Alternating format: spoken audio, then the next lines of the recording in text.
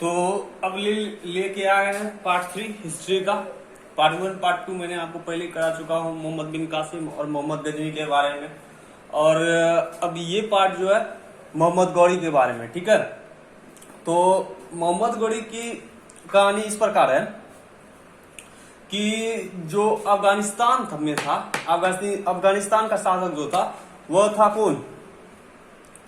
कुतुबुद्दीन काकी। ठीक है, कुतुबुद्दीन काकी के अंडर में कौन था? सिपासलार था मोहम्मद बिन सांग। ठीक है, मोहम्मद बिन सांग इसका सिपासलार था। किसका? मोहम्मद बिन कुतुबुद्दीन काकी की। ठीक है, तो कुतुबुद्दीन काकी की जो सिपासलार है मोहम्मद बिन सांग, तो मोहम्मद बिन सांग को कुतुबुद्दीन काकी जो है ना, मोहम्मद बिन सांग को एक अफगानिस्तान में जगह थी गोर, वहां का शासक बना दिया। तो वहां का जब शासक ही बना तो मोहम्मद बिन सांग अपना नाम चेंज करके मोहम्मद गौरी रख लिया। ठीक है, क्योंकि गौर का राजा बना दिया उसको, तो मोहम्मद गौरी रख लिया। ठीक है, तो जब ये शासक बनाया तो कुतुबुद्दीन ऐबक इसको मोहम्मद गौरी को कहता है, क्या कि मोहम्मद बिन सांग अब हो गया कौन? मोहम्मद गौरी, क्योंकि गौर का राजा बना दिया गया। ठीक है, तो कुतुबुद्दीन काकी कहता है मोहम्मद बिन सांग को या मोहम्मद गौरी को कहता है कि जो देखो मोहम्मद बिन कासिम जो था और मोहम्मद गजनी जो था भारत से कितना सोना लूट के लाया और अपना अपना राज्य को विकसित किया। तुम भी जाओ भारत से लाओ कुछ, तुम भी अपना गौर को विकसित करो। ठीक है, तो आखिर तो इसका कमांडर कहिए, सिपासलार कहिए। ठीक है, कुतुबुद्दीन ऐबक का मोहम्मद गौरी था। तो अब तो जो भाई हाका जो देगा हुकुम तो वो तो मानना पड़ेगा ही। मोहम्मद बिन गौरी आया भारत 1175 में बैटल ऑफ मुल्तान किया, उसमें जो है मूल राज द्वितीय को डिफीट कर दिया गौरी। ठीक है, गौरी हरा दिया मूल राज द्वितीय को। ठीक है, हरा दिया बैटल ऑफ मुल्तान 1175 में। ठीक है, तो हरा दिया जब, तो ये वापस गया फिर अफगानिस्तान गया। तो कुतुबुद्दीन काकी पूछता मोहम्मद गौरी से, बताओ गौरी, तुमने भारत गया तो क्या परिणाम लाया? तो कहता हुजूर, मैंने तो बैटल ऑफ मुल्तान जीत लिया है, मैंने तो हरा दिया मूल राज द्वितीय को। ठीक है, तो गौरी खूब खुश होता है। ठीक है, गौरी कहते हैं कुतुबुद्दीन काकी जो है काफी खुश होती है। क्यों? कि वो कहता है अरे हरा दिया, जीत गया मेरा शेर। तो फिर ये बोलती है कुतुबुद्दीन काकी, उसको संतुष्टि नहीं हुआ। ठीक है, तो बोला कि अरे तुम ऐसा करो यार, ये सब छोड़ो यार, ये क्या तुम छोटो मोटो मुल्तान जीत के लाओ, 4 तीर मारो, दिल्ली जीत के लाओ यार, दिल्ली बीज मिडिल सेंटर में जीत के लाओ यार, इंडिया के मिडिल सेंटर पे जीत के लाओ, दिल्ली को जीत के लाओ, तब मानेंगे यार। वहां से शासन चलते हैं, अभी भी जैसे सरकार चलती है कहा, दिल्ली से ही चलती है। उस समय में भी जो है ना, मेंद्र केंद्र इंडिया का माना था दिल्ली, जो दिल्ली पे राज करता था ऑलमोस्ट ऑल इंडिया राज कर लेता था। ठीक है, तो बोला दिल्ली जीत के लाओ तब मैं मानू यार, ये क्या तुमने मुल्तान जीता तो दिल्ली जीत के लाओ। फिर जो है ना, तो उसको दिल्ली जीतने के लिए उसको माउंट आबू जीतना पहले जरूरी था। ठीक है, तब वो दिल्ली जीत पा रहा। माउंट आबू जीतने के लिए क्या कि वो पर्वतीय इलाका था। ठीक है, और वो जो है ना, वो ऊपर से मतलब कि ऊंचाई से पता नहीं क्या होता लोचा, वो आसानी से जीत सकता था। ठीक है, तो जो माउंट आबू जब आया था तो उस समय माउंट आबू जो जगह था इंडिया का, तो माउंट आबू का तभी कौन था? राजा था उसका भीमदेव द्वितीय था यार, राजा इसका। ठीक है, भीमदेव द्वितीय था राजा यहाँ किसका? माउंट आबू का।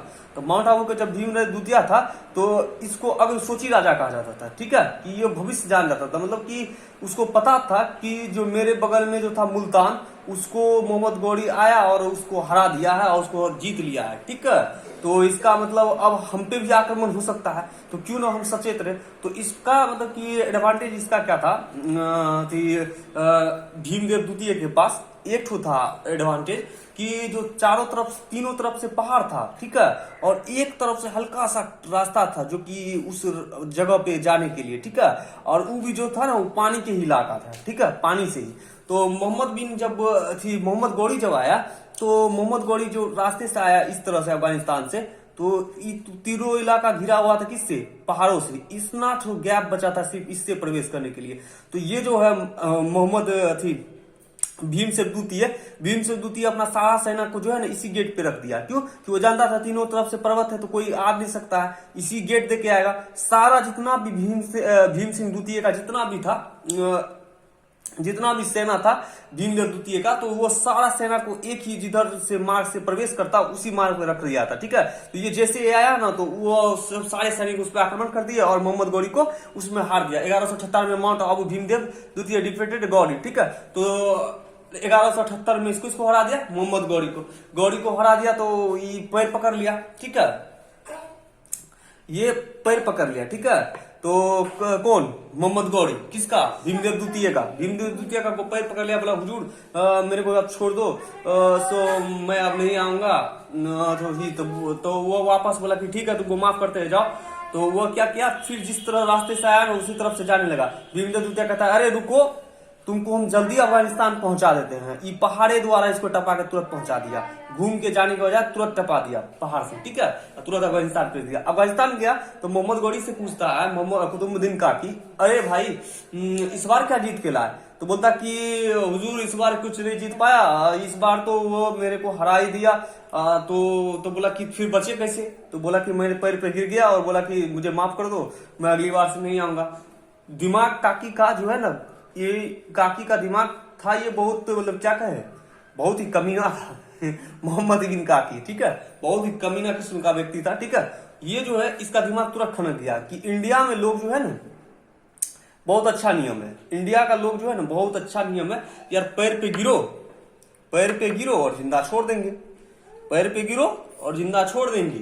ठीक है, मतलब वो अगर पैर पे हार मान गए तो जो जिंदा छोड़ देंगे, वो मारते नहीं है किसी को। ठीक है, तो उसका फायदा उठा लिया। ठीक है, तो बोला कि ठीक है जाओ अब जो है ना तुम रेस्ट करो। ठीक है, मोहम्मद गौरी का बेसिकली जो है सीरीज में बता रहा हूं, इसीलिए ये जो अभी तक ये 2 ही फाइट किया है। अगर हम फिर इसके बाद पृथ्वीराज चौहान के बारे में बताऊंगा। ठीक है, उसके बाद फिर बताऊंगा कि फिर मोहम्मद गौरी का फिर एंट्री होता है। ठीक है, अभी गौरी मरा नहीं है, अभी गौरी जिंदा है। ठीक है, ये बात याद रखना, गौरी अभी जिंदा है, अभी वो आराम कर रहा है। ठीक है, वो आएगा पार्ट 4 में। ठीक है, फिर वो मोहम्मद गौरी से लड़ाई होगा ना पृथ्वीराज चौहान का, जो आंख तक निकालेगा कहानी होगा उसमें, फिर आएगा पार्ट 3 में। ठीक है, अभी गौरी जिंदा आई। बेसिकली उन्होंने अभी तक 2 ही फाइट किए, 1175 में बैटल ऑफ मुल्तान और 1178 में वही माउंट आबू पे। ठीक है, तो जिसमें दोनों पे हार और जीत हो गई। ठीक है, एक बार हार एक बार जीत हो गई। ठीक है, तो बेसिकली मोहम्मद गौरी की यही कहानी है। ठीक है, एग्जाम पॉइंट से यही इसमें क्वेश्चन, इस वीडियो में यही 2 क्वेश्चन बन सकता है कि जो मोहम्मद बिन सांग जो है किसका नाम है? तो मोहम्मद गौरी का। ठीक है, मोहम्मद गौरी का कहा है, क्यों नाम पड़ा? क्योंकि गौर का शासक वो बना इसीलिए। ठीक है, वो कौन कौन याद किया था? 1175 में बैटल ऑफ मुल्तान याद किया था, उसमें किसको हराया था? तो मूल राजा द्वितीय को हराया था। ठीक है, 1177 में माउंट आबू ने तो किसके द्वारा हारा गौरी? तो भीमदेव द्वितीय के द्वारा। ठीक है, यही सब है इसके एग्जाम पॉइंट से। ठीक है, इतना ही इस वीडियो में। वीडियो पसंद आए हो तो like share comment and subscribe करना ना भूले। धन्यवाद।